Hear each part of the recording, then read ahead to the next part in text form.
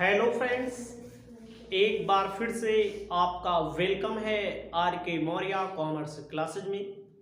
इस वीडियो के माध्यम से आपको बताने जा रहे हैं एमलगमेशन ऑफ कंपनी में टाइप्स ऑफ अमलगमेशन, कंपनियों के एकीकरण के प्रकार। अपनी कॉपी में लिख लीजिएगा, टाइप्स ऑफ अमलगमेशन।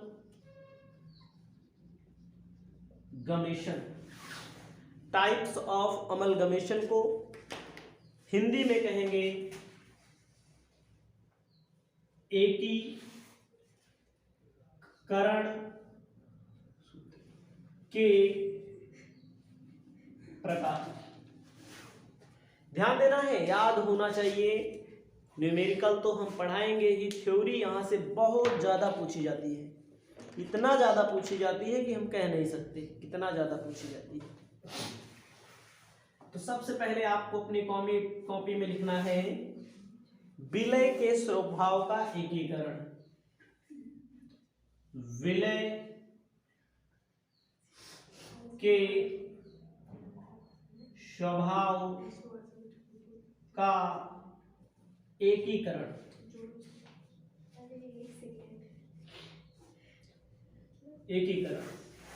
इंग्लिश में कहेंगे amalgamation in the nature of merger. Amalgamation in the nature of merger. Merger merger का मतलब होता है विलय, मर्ज हो जाना, विलय हो जाना। आप लोग सुनते होंगे क्रय के स्वभाव का एकीकरण। ध्यान दीजिएगा, यही चीज ज्यादा समझना है। दूसरा, क्रय के स्वभाव का एकीकरण। Amalgamation in the nature of purchase. Amalgamation in the nature of purchase. Nature of purchase. ये दो प्रकार होते हैं। जरूरी सवाल लगाने के पहले ये टॉपिक आपको समझना चाहिए। विलय का मतलब क्या होता है, मर्जर का मतलब होता है एक कंपनी दूसरी कंपनी को अपने में मिला लेगी। ठीक है, इसके लिए 5 शर्तें होनी है। 5 मर्जर में क्या है, इसके लिए 5 शर्त का पूरा होना जरूरी है। 5 कंडीशन का पूरा होना बहुत जरूरी है। किसके लिए? विलय के लिए, मर्जर के लिए। तो एक एक कंडीशन हम आपको बताना चाहते हैं, एक एक टॉपिक हम आपको बताना चाहते हैं। एकीकरण में आपको बताना चाहते हैं, ठंडी बहुत है तब मैं वीडियो रिकॉर्ड कर रहा हूं, तो आप लोग ठंडी का फिक्र मत करिएगा। मान लीजिए गर्मी में वीडियो देखना, तो इसकी 5 कंडीशन जानने के पहले एक शब्द आएगा आपका बार बार, उसको आप समझ लीजिए। अपने कॉपी में लिख लीजिएगा ट्रांस, TRANS, ट्रांसफेरर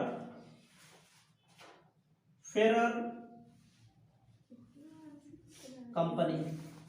ट्रांसफेरर कंपनी, हस्तांतरक कंपनी, हिंदी में बोलेंगे हस्तांतरक कंपनी। हस्तांतरक कंपनी किसे कहा जाता है? हस्तांतरक कंपनी उसे कहा जाता है जिसका एकीकरण किसी दूसरी कंपनी में होता है। इसे विक्रेता कंपनी कहते हैं। विक्रेता यानी कि वेंडर। ध्यान दीजिए, विक्रेता कंपनी जो होती है, जैसे मान लीजिए हमारी कंपनी है X, आपकी कंपनी है Y। हमारी कंपनी को आपने खरीद लिया तो हम विक्रेता हो गए।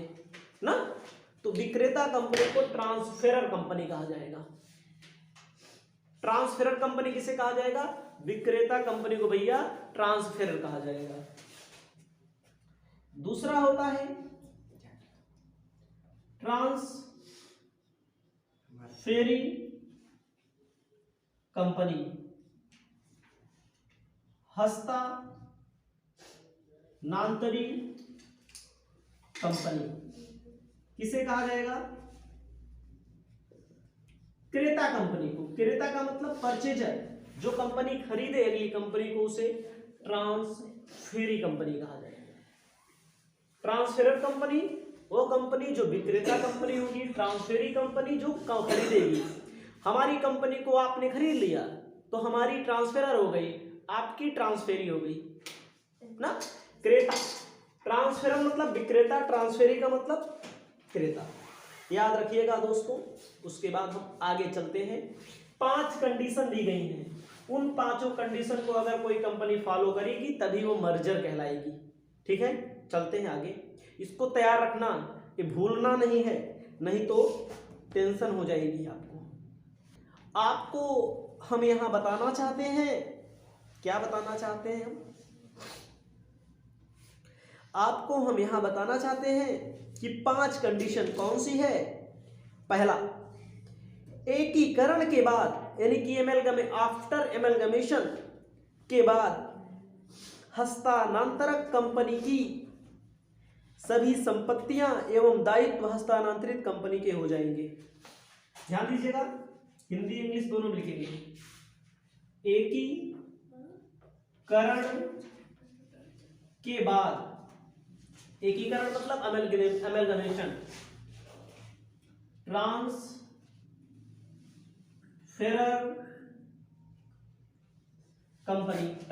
कंपनी की सभी संपत्तियां मतलब एसेट्स किसकी हो जाएंगी? ट्रांसफेरी कंपनी की हो जाएंगी ना, हो जाएंगी। After amalgamation total assets of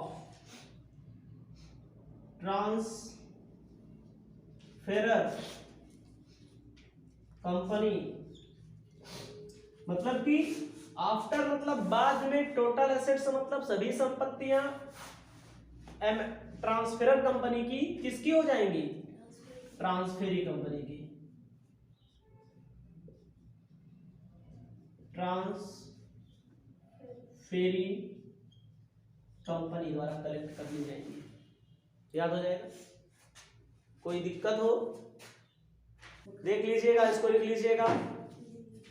अगली कंडीशन क्या कहती है? हस्तांतरी कंपनी एवं उसकी सहायक कंपनी द्वारा एकीकरण के पूर्व तक ग्रहण किए गए हस्तांतरक कंपनी के साधारण अंशों के अतिरिक्त अन्य साधारण अंशों के अंकित मूल्य के कम से कम 90% अंश, यानी कि ध्यान दीजिएगा, जो कंपनी खरीदी जाएगी उसके 90% शेयर होल्डर। मर्जर का मतलब क्या होता है? कंपनी, जो कंपनी बिकेगी उसका नाम क्या है? ट्रांसफेरर कंपनी। ट्रांसफेरर कंपनी के 90% शेयर होल्डर ट्रांसफेरी कंपनी के हो जाएंगे। मतलब समझ रहे हैं? जैसे हमारी कंपनी आप खरीदेंगे, हम ट्रांसफेरर कंपनी, आप ट्रांसफेरी कंपनी है, तो हमारे जो शेयर होल्डर हैं आपके भी वही रहेंगे 90%। याद रखिएगा, समझा दे रहे हैं। हमारा जो काम है, ज्यादा लिखेंगे तो ज्यादा टाइम बर्बाद होगा। आगे लिखना है, कहता है हस्तांतरक कंपनी के वे सभी साधारण अंशधारी हस्तांतरित कंपनी के साधारण अंशधारी बनने के लिए स्वीकृति देते हैं। उन्हें हस्तांतरित कंपनी द्वारा साधारण अंशों का निर्गमन करते हुए प्रतिफल पूर्ण भुगतान किया जाएगा। ध्यान दीजिएगा, जो प्रतिफल होता है, प्रतिफल का मतलब कॉन्सिडरेशन। जैसे आप हमारे यहाँ पढ़ते हैं तो आप उनको फीस देते हैं, तो हमारे लिए प्रतिफल है ना। आपके यहाँ कोई मजदूर काम करता होगा, आप उसको मजदूरी देंगे तो आपके लिए उसके लिए प्रतिफल होगा, उसके लिए कंसिडरेशन होगा, प्रतिफल होगा। प्रतिफल का जो भी भुगतान किया जाएगा अंशों में किया जाएगा, समझ रहे हैं, या किस में किया जाएगा, कुछ कैश में, कुछ शेयर में, कुछ अंश में किया जाएगा। याद रखना भाई, जैसे हमारे यहाँ कोई अंशधारी था, आपने खरीद लिया तो आपके यहाँ भी शेयर होल्डर होगा, हो सकता है आप उसको कुछ पैसा दे दें, ठीक है, कुछ पैसा दे दें। खंडित अंशों का भुगतान, खंडित का मतलब क्या होता है, जैसे होता नहीं कि आपका किसी का हो गया 110 रुपया और अंश का दाम 100 रुपया है, तो 10 नकद दे दो, 100 रुपया का शेयर दे दो उसको। आगे चौथा नंबर लिखना है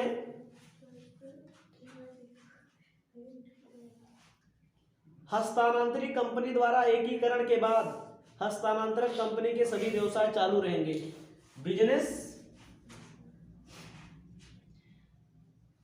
क्या रहेगा, स्टार्ट, चालू रहेगा।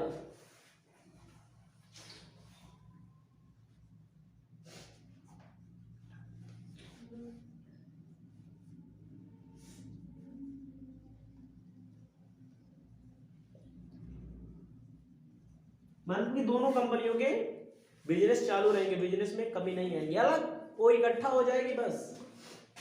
जैसे वोडाफोन आइडिया क्या बंद हो गई, दोनों चल रही है। आगे देखिएगा कि जो इसमें फाइनेंशियल स्टेटमेंट बनाया जाएगा, उनमें जो फाइनेंशियल स्टेटमेंट में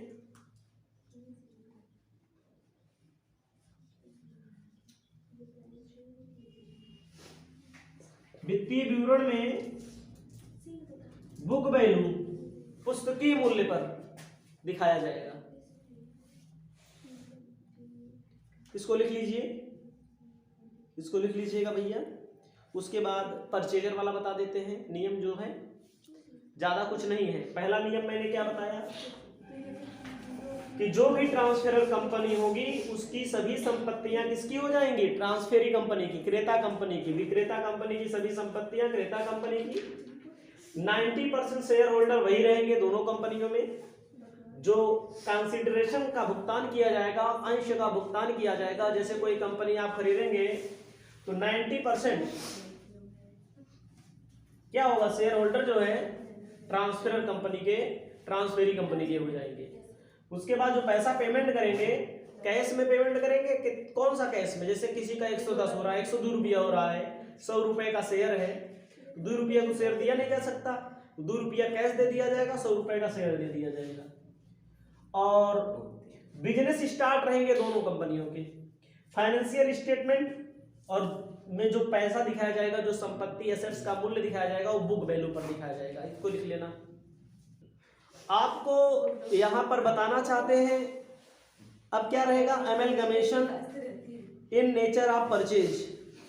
कह रहा है जिन 5 शर्तों को पूरा नहीं करती, जो ऊपर मैंने 5 शर्त बताई, सुनिएगा, 5 शर्त जो बताई उनमें से अगर कोई नहीं पूरा किया जाता, कोई एक ना पूरा किया जाए या एक से ज्यादा ना पूरा किया जाए, तो क्या माना जाएगा, परचेज, क्रय की प्रकृति का। Amalgamation nature of purchase. 5 में से कोई एक या एक से अधिक कंडीशन नहीं पूरा होती है तो याद रखना। आपको अपनी कॉपी में लिखना है determination of purchase consideration. Determination of purchase consideration. ध्यान दीजिएगा, क्रय प्रतिफल का निर्धारण, क्रय प्रतिफल का निर्धारण।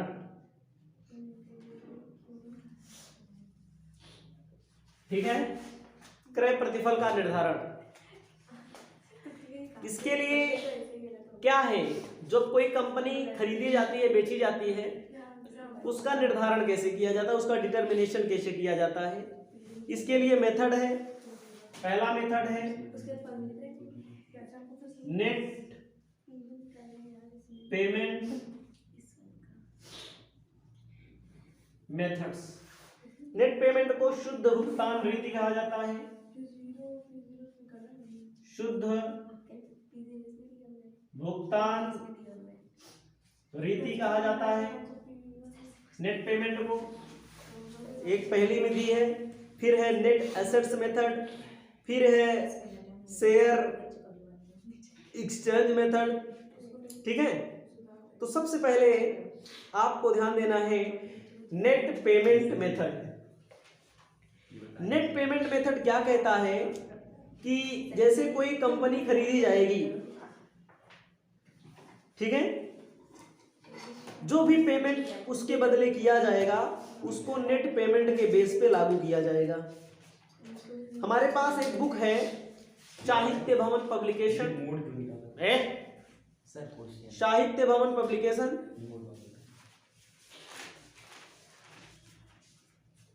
Example number 1, illustration number first. पहले कुछ इलस्ट्रेशन के बारे में समझाएंगे, फिर सवाल तो सब बताएंगे, सवाल तो वाली बात नहीं है। Illustration net payment method, illustration number 1 कहता है, हिंदी अंग्रेजी दोनों में दिया है सब, स्टार लिमिटेड और मून लिमिटेड का एमलगमेशन होता है। कंपनी का नाम है स्टार लिमिटेड और मून लिमिटेड, दो लिमिटेड है, एक्स लिमिटेड, वाई लिमिटेड, हमारा लिमिटेड, आपका लिमिटेड, दोनों का एमलगमेशन होता है, एकीकरण होता है। स्टार लिमिटेड के अंशधारियों को 100 रुपए वाले 60,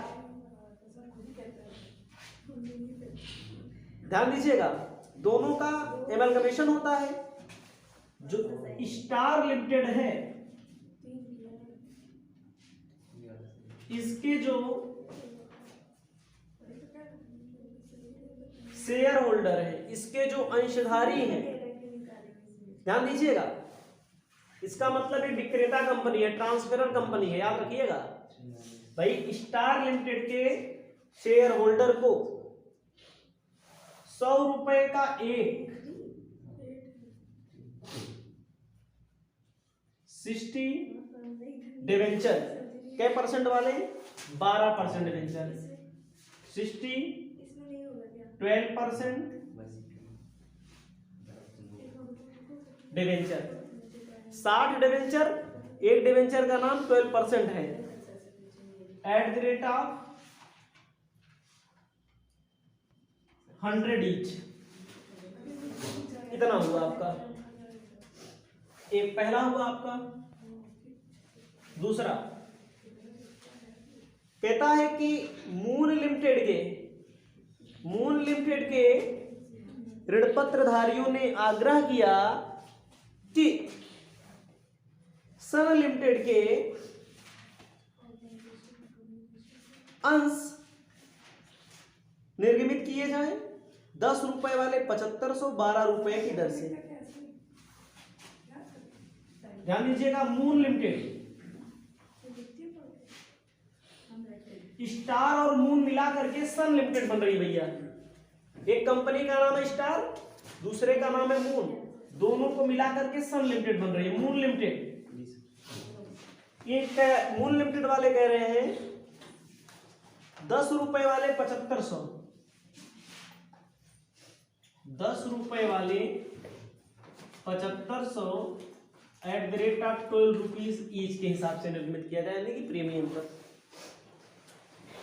फिर कहता है स्टार लिमिटेड के पूर्वाधिकार अंशधारियों ने, जो स्टार लिमिटेड के हैं, तीसरा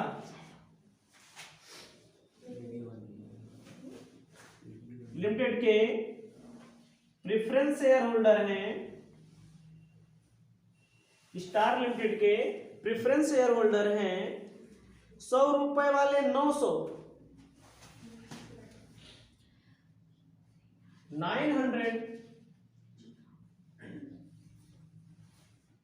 so 900 11% प्रेफरेंस शेयर, कै रुपए का एक 100 रुपए का इनको दिया जाए पूर्वाधिकार अंश। ठीक है, आग्रह किया इन्होंने। फिर स्टार लिमिटेड के समता अंशधारियों को उनके द्वारा 7 रुपए सम अंशों के बदले 10 रुपए का सम अंश आवंटित किया जाए। सही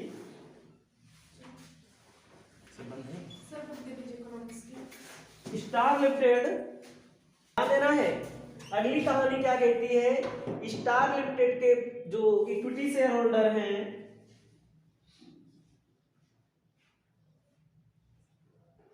ये लोग क्या आग्रह कर रहे हैं कि 7 रुपए का जो शेयर है 7 रुपए के बदले 10 रुपए का शेयर इशू किया जाए और इनके अंशों की संख्या कितनी होगी, 21,000। 21,000 शेयर 10 रुपए का एक। देखो ये सब क्वेश्चन में ही बोला है हमने, जो कुछ नहीं क्वेश्चन उतार दिया है बस। अब इसका सॉल्यूशन भी दिया गया आपके सामने। सॉल्यूशन क्या दिया गया है कि आपको स्टार लिमिटेड को कितना देना है, मून वाला छोड़ देना है, मून का जो लिखा उसको छोड़ देना है।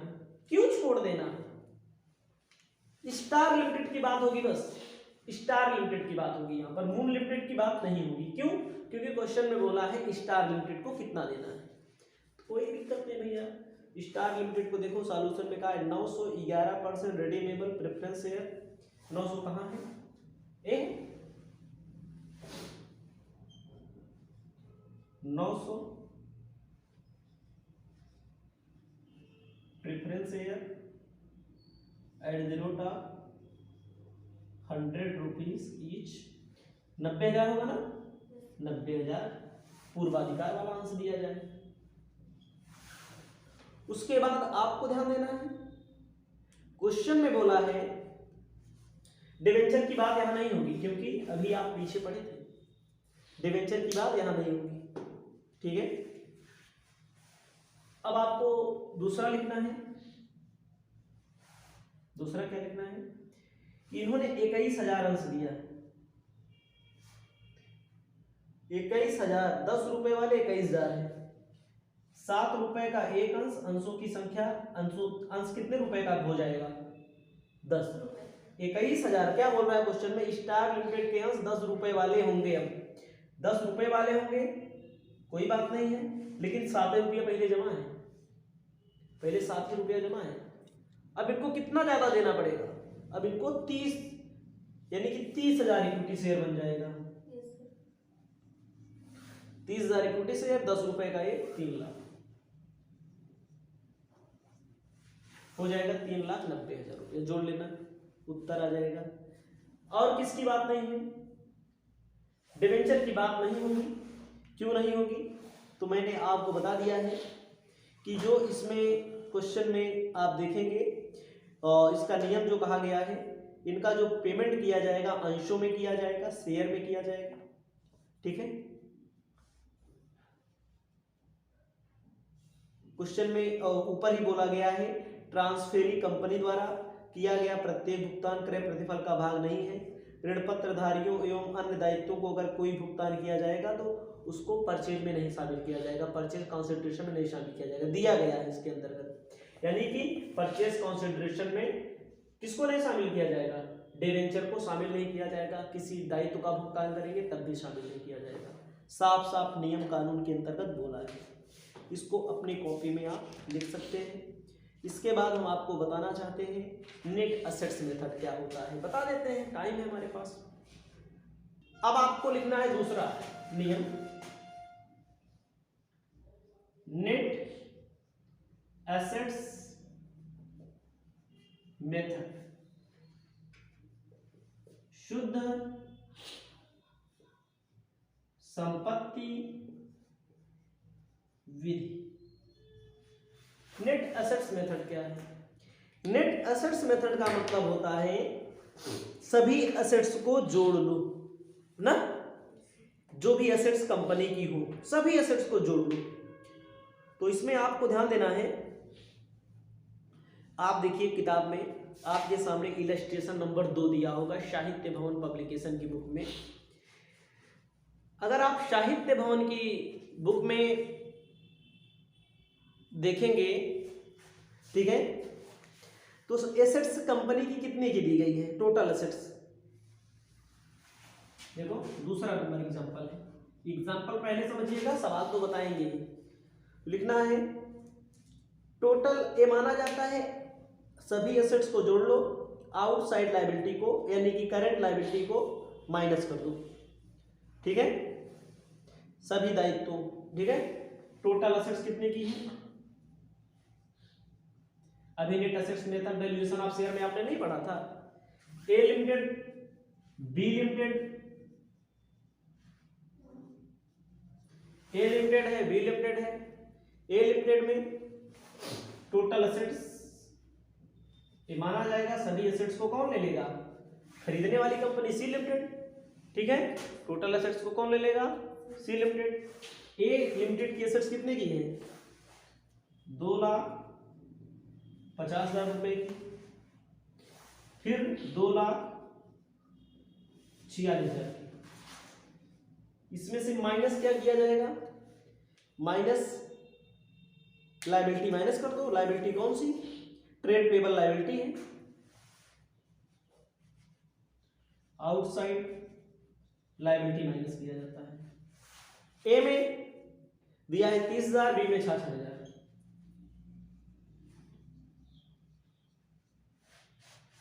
ठीक है, आपको ध्यान देना है।